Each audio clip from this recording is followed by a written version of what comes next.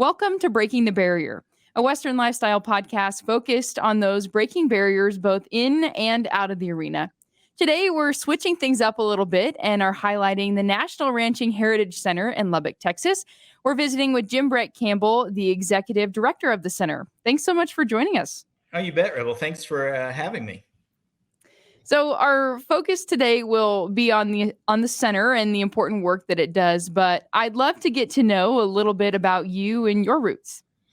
Sure. Well, actually being here at the Ranching Heritage Center is a labor of love for me. I guess my family has been involved in agriculture, maybe since the beginning of time.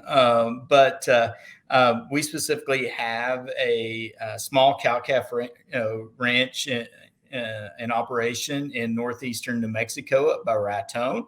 And so I spent all of my summers up there, and cowboying every chance that I got. And my family still is privileged to be able to hold on to that. We still, like I say, it's a relatively small cow-calf operation. I have an uncle and a cousin who do the day-to-day work on that. But my kids and our families all try to get up there as much as we can to help. And so just knowing how important it is to maintain those family ranches and the heritage and values, is a huge part of what actually brought me here to the National Ranching Heritage Center.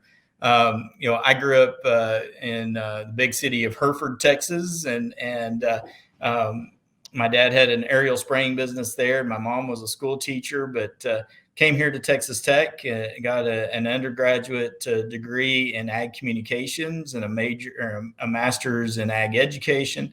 And then I went to work for the American Quarter Horse Association and in a variety of roles. I worked for AQHA for 15 years and left there as the senior director of marketing and publications. I then went to the Texas Cattle Feeders Association, which is a great organization that represents feed yards all across Texas, Oklahoma, and New Mexico, and helped them for a little bit. I then had the privilege of being the executive director of the National Cutting Horse Association in Fort Worth. And then it was really, the call to come here to the Ranching Heritage Center and be able to support, my values, the values of the ranching industry that brought us back here to Lubbock. So I've been married 24 years in March and I have two boys. I have a senior and a freshman. So we're at a busy point in our life, but that's a little bit about my background. Awesome. Thanks for sharing. So the National Ranching Heritage Center does some really important work. For those unfamiliar with the center, tell us about its mission and kind of give us an overview. Yeah, so the Ranching Heritage Center really is a unique place in the universe. We are part of Texas Tech University, so we sit on the campus of Tech, and the university and the state of Texas support our operations. But really from the beginning, the Ranching Heritage Center has been an amazing private-public partnership. And so in the mid-1960s, the university president, Dr. Grover Murray, who made a lot of things happen here at Texas Tech, actually saw an outdoor museum in Finland. And he came back and he said, we need that same type of preservation of heritage, specifically through the architecture of ranching. And so he got together with a lot of ranching community leaders and South Plains community leaders, and they committed to really in the beginning just have a replica of a ranch headquarters. So there would envision there'd be maybe a ranch house, a bunk house, a set of pens. Fairly rudimentary. And as they put a committee together to study, all the ways that ranching impacts, U.S. and world history, they just realized it was much larger than that. And as the word got out into the ranching community, different folks, said, hey, I've got a barn, I've got a dugout, I have a set of pens. And so they were willing to donate those things to preserve them. And so in most cases, in fact, no state funds have ever been used to build this facility. It's all been privately donated. And in most cases, the ranches that donated the structure also donated the funds to have it moved and restored. So this past fall, we just dedicated our 55th historic ranching structure. It was actually a church that was originally built in Spur, Texas, on land donated by the historic Spur Ranch. But our real mission is to tell the story of ranching, predominantly in the American West, west of the Mississippi River, over the past 200 years, and to preserve the stories of those people and ranches that have made significant impacts on our culture, and on our values, and really in feeding the world. And so we also tackle contemporary ranching issues, because ranching is not just in the past; it's in the future, in the present and the future as well. Cowboys and ranchers still exist all across the world, all across the United States. In fact, there is a ranch in all 50 states of the United States. And so our real mission is to tell that story. There is something about the cowboy hat that resonates with people from Dallas to Beijing, and especially the trail drive era, when 5 million head of cattle were driven out of South Texas, either to states north of us or to Kansas railheads, to go back and fuel the Industrial Revolution, to feed the people that were becoming part of the United States. That's all part of our collective history. And so, our job on a daily basis is to tell that to the people that come in through our doors, to the people that we impact through our website and through our social media channels, and just to continue to tell that story. And so it's something that we take very seriously, and it's something that we take a great honor and pride. And we still have ranches all across the country that support this facility and support that mission.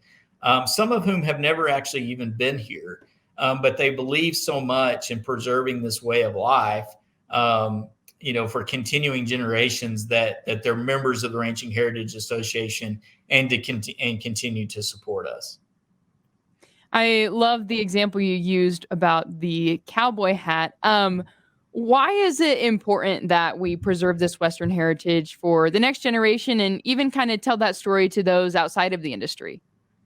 Yeah, I think we talk a lot about what were sort of the kingpins or the linchpins of the ranching industry, and my friend Red Stegall, who is a great cowboy poet and singer and songwriter, he puts it, I think, best. I mean, I think it was the challenges of coming into what really was a harsh land, until the mid 1870s. It was this area, especially the South Plains of Texas, and all of West Texas, was really considered, the Great American Desert, and wasn't thought useful. And that's why, so many wagon loads of pioneers, went west to California and Oregon, rather than staying in this part of the country. But those who did settle here, developed a fortitude, a grit,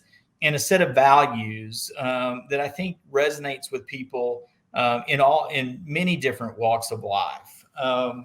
Because as Red puts it, there was no place for a shirker, or somebody that wasn't willing to pull their weight. There wasn't room for a liar or a cheat.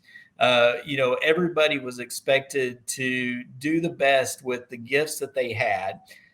It required dependence on each other, because this was a lonely land, and people might come together, from 100 miles around for a wedding or a funeral, or a dance, to be able to socialize with other people. And so it just demanded the best of people. And so because of that, there's this sort of, cowboy code, or a code of the cow country, of integrity, of honesty, doing, business on a handshake, and that fit in well with, the vision of Texas Tech, that this should be a big vision, because it's a big country, and because it demands the best of us. And so, I think that's something that this world needs now, more than ever, of holding on to those values. And then from a very practical standpoint, the other side of the coin is, cattle eat things that people can't eat. And so they take land and forages that would otherwise be, totally unproductive. And, are able to convert that because of the miracle of a 4-chambered stomach. And they're able to take those things that we can't consume and produce protein. And so it's a way for us to continue feeding a world that needs that. We have, growing areas of countries that are increasing their protein intake. And then the other side of one other thing that we're seeing more and more is, ranches are the original green space, to use a modern vernacular term, that they preserve vast swaths of green space that enable us to be great environmental stewards, to take care of the land, and offset what we do as people through urbanization and concentrating ourselves in cities. Ranches are able to offset that in a lot of ways, and provide a lot of hope, from an environmental standpoint as well. I think that's a great point. This is more than just cool pieces of history housed in the same place. It's also kind of about educating people on agriculture and agricultural issues, to a broader scope. Yes, How does the center serve the Ranching Heritage Association membership? And, how is that membership involved? So they're involved in a lot of different ways. Probably most critically, so we have about 1,500 Ranching Heritage Association members in 38 states. So we truly are national. And like I say, many of them just support us financially and send in their membership dollars. But about 60% of our operating budget on an annual basis is actually funded through the Ranching Heritage Association and the donations that those folks give through their membership dollars. They also fund, any additions and major capital campaigns that we have. But we serve them back in a lot of ways by, being able to be the ones that do preserve what is near and dear to them. In some of those instances, we actually have preserved, part of their family history through a structure, or just through the stories that their ancestors have told, and just, as a whole of being able to preserve this ranching heritage. But we have a quarterly magazine that's really slick and is extremely well produced. So we send that out 4 times a year to our RHA members. We have a lot of events that are designated toward members. One of those is we have a great Western art show and dance on our Campbell patio. And so we always have some great Western swing music with, a band like Jake Hooker and the Outsiders or somebody along those lines that comes. And we just have a great, going to town has been a part of ranching culture for 200 years, and so we continue to do that and just give folks the opportunity to come and socialize, to get to view the park and view the exhibits that we have. But we also do. I mentioned that we tackle modern ranching issues, so we've done range management seminars. We have partnered with the Quail Tech Alliance on the Texas Tech campus to do things like a quail management seminar. We do a Quailapalooza for kids that talks about quail management. and how, managing quail and managing wildlife as a whole helps contribute to our overall, ranching goals. So there's a lot of ways that we give back to Ranching Heritage Association members. And it's just a great partnership. They are, such an amazing group of people. We have a 60-member board of directors of that association that I work with on a daily basis to just tell the story, to help us, get the word out to other potential members, and then they give selflessly of their time and talent and treasure to make sure that this place is successful. So it really is just a great partnership. I'm definitely going to put the center on my list of places to visit for the next time I travel down to Texas. We But do. I would be curious to know what your favorite exhibit or piece of history that is featured is. Oh man, that's really challenging. I'm a history nerd. I growing up, I think even in fifth grade, I did my book reports on books like the Longhorns, the Mustangs. Great choices. Yeah, absolutely. So that's it's a big challenge. I guess one of the ones that's sort of near and dear to my heart is called Las Escobadas. It was part of the XIT Ranch, and growing up in Deaf Smith County, in the Texas Panhandle, and traveling, through that part of the country my whole life. You grow up on the lore of the XIT. And Las Escobadas was actually in the northwest section of Deaf Smith County. It was one of the 7 division headquarters of the XIT Ranch. And it was moved here to the Ranching Heritage Center in the 1970s. It's a really large rock structure that housed it was the housing for the ranch manager and his family. It was also his office. It has a huge kitchen and eating room where it served maybe up to 40 or 50 cowboys a day. And then upstairs was storage and sleeping, accommodations for up to about 50 cowboys. So because it comes from my home county, I'm pretty partial to Las Escobadas, but I love so many of our structures. Understandably so.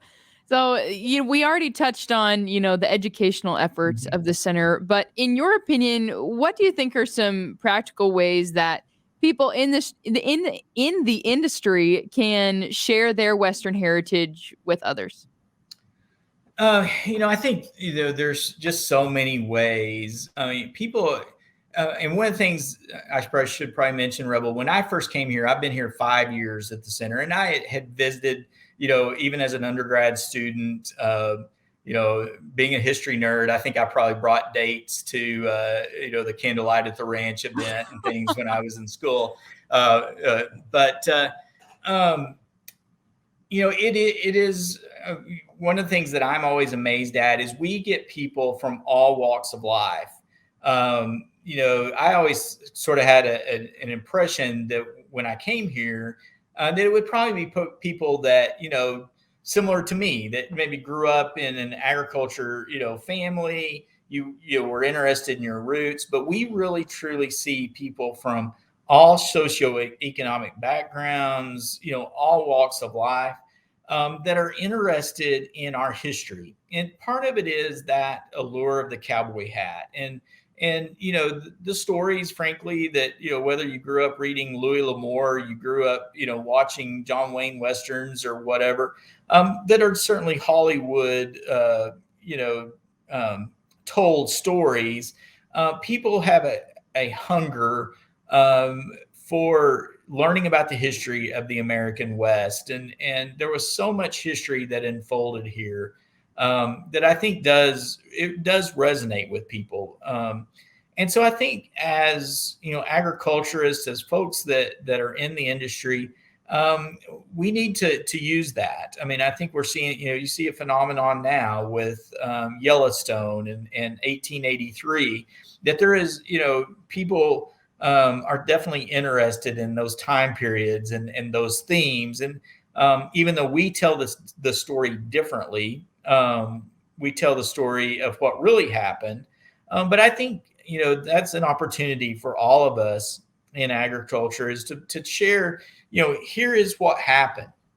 And it was, we look at the melting pot that really occurred, in the American West and on the ranches of the American West. I mean, 1 in 4 cowboys was Black. Many of them were of Hispanic backgrounds. So I think those are all stories that we can tell that connect with, people from all walks of life, all backgrounds, to just tell the story of how these ranches came to be, and the importance that they are, and certainly the importance that the values that developed here continue to be, and the need for integrity and honesty and character. I think is an opportunity for all of us to tell a story. When we share those kinds of things on social media, it just has tremendous growth and goes viral pretty regularly, just because I think people are drawn to those kinds of qualities. Most certainly.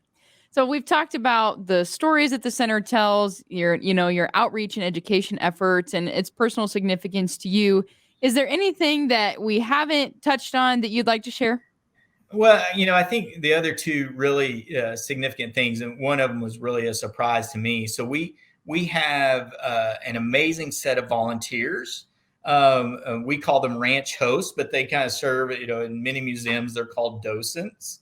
But we have about 150 folks. They love to dress up. Many of them, not all, but many of them love to dress up in period clothing. And so they actually do living history, either for our special events or even most of the time from April through about October. On Saturdays, we have Ranch Host Saturdays, and they come out and do living history.